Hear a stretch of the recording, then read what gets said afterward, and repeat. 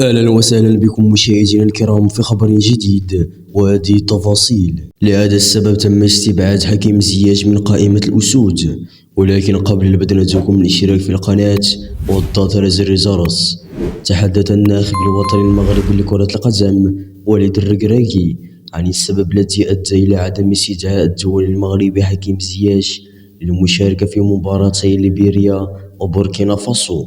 وقال وليد الركراكي في ندوته الصحفية التي عقدها صباح أمس إنه تم استبعاد حكيم زياش لكونه لم يستفيد من مرحلة التحضير كما ينبغي، وفقا لما أفاد به مدرب المنتخب الوطني فإنه لم يوجه الدعوة لزياش نظرا لالتحاقه قبل أيام فقط بنادي غلطسراي التركي. وبرز المتحدث ذاته أنه تجنب استدعاء حكيم زياش لإعطاء الفرصة من أجل التركيز أكثر مع فريقه الجديد.